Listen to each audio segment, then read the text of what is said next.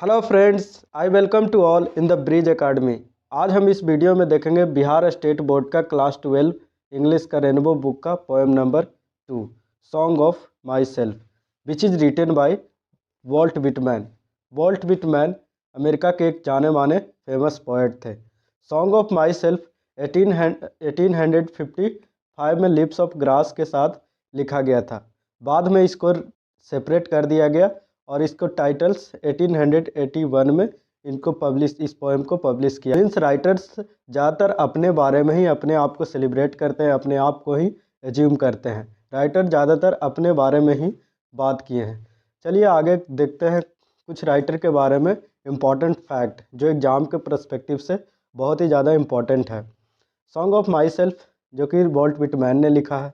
इनका जन्म 31 मई 1819 में हुआ। इनका डेथ 26 मार्च 1892 में हुआ। ये अमेरिका के नेशनल पोएट कहे जाते हैं और ये first poet of democratic country में ये फर्स्ट पोएट फेमस हुए, पॉपुलर हुए। And worked as a printer, teacher and editor की तरह भी काम किए हैं। एंड ड्यूरिंग कोल्ड वॉर वो वॉलेंटियर नर्स की तरह भी काम किए हैं। इनको पीपल्स पोएट अमेरिका में कहा जाता है। और इनका कुछ लिटरेरी वर्क्स है, जैसे लिप्स ऑफ ग्रास 1855 में पब्लिश हुआ, ड्रम टैप्स 1865 में फेमस हुआ। एंड ए पोएम लिरिक है। ये फ्री वर्स के फादर कहे जाते हैं। फ्री वर्स में इनका ज़्यादातर पोएम फ्री वर्स में लिखा जाता था। Free verse, father of free verse कहे जाते हैं। और ये उनका सबसे famous poem O captain my captain है, जो कि अब्राहम लिंकन के पर लिखा गया है। चलिए अब इसके फर्स्ट स्टेंजा को देखते हैं। I celebrate myself and sing myself and what I assume you shall assume for every atom belonging to me as good belongs to you.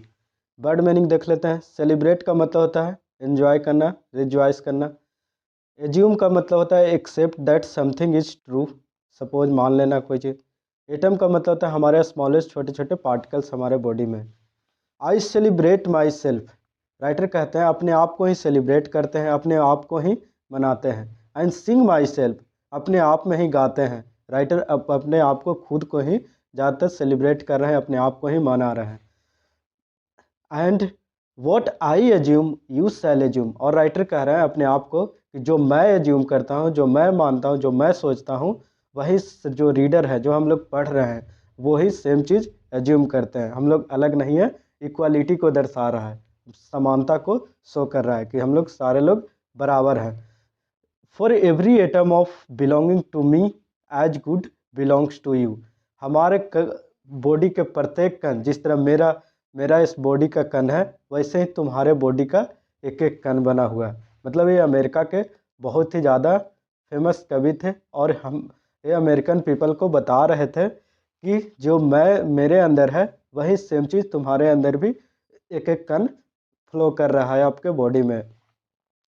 I loaf and invite my soul, I lean and loaf at my ease, observing a spear of summer grass, my tongue every atom of my blood formed from this soil this air. तो इस stanza में writer क्या कहना चाह रहे हैं Walt Whitman.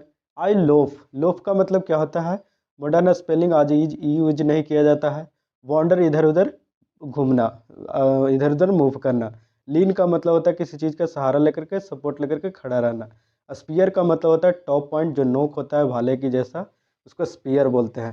तो writer क्या कह रहे हैं कि I loaf and invite my soul, जब मैं इधर उधर घूमता हूँ तो उस समय अपने आप को इनवाइट करता हूँ, अपने सोल को इनवाइट करता हूँ, अपने आत्मा को। नेचर से रिलेट कर रहा है कि अपने प्रकृतिक में जब मैं घूमता हूँ तो उस समय अपने सोल को इनवाइट करता हूँ। मतलब ज़्यादातर सेल्फ की बातें किए हैं कि हम खुद को एंजॉय करते हैं, इनवाइट करते हैं और अपने आत्मा को बुलाते हैं। I lean and loaf at my ease, ease का मतलब होता है बहुत आराम से, और मैं बहुत ही आराम से उसको महसूस करता हूँ, इन्वायरमेंट को, उस नेचर के बना हुआ चीज़ों को लीन करता हूँ, उससे सपोर्ट करता हूँ और इधर उधर घूमता हूँ बहुत ही आराम तरीके से। और वो ऑब्जर्व करता हूँ, वो जो समर गर्मी के जो ग्रासेस हैं उस पर चल करके महसूस करता हूँ, उसको फील करता हूँ इन्वायरमेंट को। My tongue every atom of my blood formed from this soil and this air. तो राइटर कहना क्या चाह रहा है कि अमेरिका के जो मेरा टंग है, जो हमारा एटम ऑफ माई ब्लड है, हर एक कण कण खून का एक एक कण इस सॉइल से बना हुआ है, इस हवा से बना हुआ है। मतलब अमेरिका के सॉइल और अमेरिका के हवा से बना हुआ है। तो ये अमेरिकन कंट्री को ज़्यादातर पॉपुलराइज कर रहे थे, यहीं पर इनका जन्म हुआ था। आगे स्टेंजा में वॉल्ट विटमैन क्या कहना चाह रहे हैं? Born here of parents, born here from parents the same and their parents the same. I now 37 years old in perfect health begin hoping to seize not till death।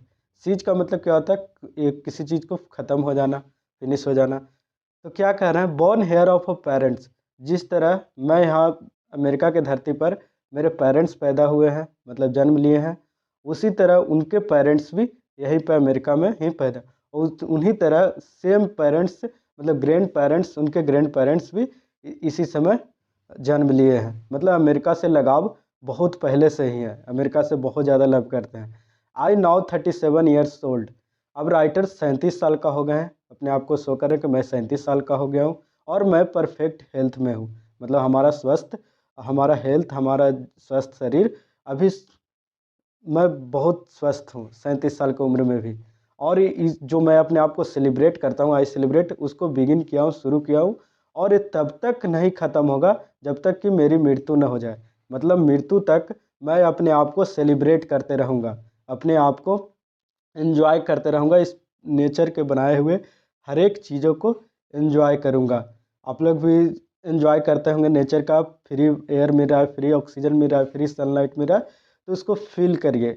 और writer भी यही enjoy करना चाह रहे हैं, feel करना चाह रहे हैं, अपने आप को बताना चाह रहे हैं कि इस यहाँ के हर एक इन्वायरमेंट के प्रत्येक कण ने ही मेरा बॉडी को फॉर्म किया है अमेरिका के। ठीक है, तो आगे बढ़ते हैं। आगे राइटर क्या कहना चाह रहे हैं? पोइट कहते हैं, creeds and schools in abeyance retiring back while sufficed at what they are but never forgotten. Creeds का मतलब क्या होता है? रिलीजियस बिलीफ, कोई धार्मिक अवधारणाएं। स्कूल्स का मतलब क्या होता है? सिस्टम ऑफ थॉट्स, मतलब जो सोच जो दूसरे से आप एडॉप्ट करते हैं। इनअवेंसेस का मतलब होता है रुकावट, कुछ रुकावट। सफिस्ट का मतलब होता है एनफ, मतलब जो हमारे स्कूल्स और क्रीड्स होते हैं, जो हमारे मार्ग में, हमारे रास्ते में बहुत ज़्यादा रुकावट बनते हैं जब हम प्राकृतिक नेचर में फील करते हैं, यही सब चीज़ों में फंस जाते हैं। लेकिन कुछ समय के लिए राइटर क्या कह रहे हैं? Retiring back for a while, मतलब कुछ देर के लिए वो अपने आप को रोकना चाह रहे हैं, ये सब रिलीजियस थॉट्स और रिलीजियस बिलीफ को हटाना चाह रहे हैं। वो अपने आप को एंजॉय करना चाह रहे हैं और नेचर का हर एक कमोडिटी, हर एक वस्तु बनाया हुआ, उसको फील करना चाह रहे हैं, महसूस करना चाह रहे हैं। At what they are but never forgotten, जो कुछ भी है उन लोगों को रिलीजियस बिलीफ को भुलाया नहीं जा सकता, कभी नहीं भुलाया जा सकता है, लेकिन कुछ समय के लिए उसको रोका जा सकता है। ठीक है, तो आगे बढ़ते हैं। आगे राइटर क्या कहना चाह रहे हैं? आई हार्बर फॉर गुड और bad, I permit to speak at every hazard, nature without check with original energy. Harbour का मतलब होता है बिलीफ, की फीलिंग, थॉट्स इन माइंड, अपने दिमाग में कुछ सोच रखना, विश्वास करना। हजार्ड का मतलब होता है खतरा, डेंजर, पेरिल। तो राइटर क्या कहना चाह रहे हैं? आई हार्बर फॉर गुड और बैड, मैं अपने आप को, अपने दिमाग को ओपन रखता हूँ, चाहे गुड सिचुएशन हो या बैड सिचुएशन हो, कहीं एक तरफा मैं नहीं झुकता हूँ। मैं गुड और बैड सिचुएशन में ही अपने आप को बैलेंस करके भी रखता हूँ। और permit to speak at every hazard, मतलब हर एक मुसीबत, हर एक मुश्किल समय में भी अपने आप को बोलने का और काम करने का मौका देता हूँ। Nature without check with original energy, जो नेचर ओरिजिनल एनर्जी हमारे बॉडी को, हमारे प्रकृति को फॉर्म किया है और हमारे बॉडी को, तो इसको क्यों वेस्ट जाने दें, इसको फील करें, ऑब्जर्व करें पूरे लाइफ तक, इसको जब तक इनकी मृत्यु ना हो जाए। ये अब अपने आप को ही, खुद को ही पूरे लाइफ तक सेलिब्रेट करना चाह रहे हैं। राइटर अपने आप को ही सेलिब्रेट करेंगे पूरे लाइफ तक, जो नेचर का क्रिएशन है, नेचर का बनाया हुआ ये एनर्जी है, उसी पर वो अपना लाइफ को बिताना चाह रहे हैं। फॉर वॉचिंग दिस वीडियो, अगर ये वीडियो अच्छा लगा हो तो please like and subscribe my channel.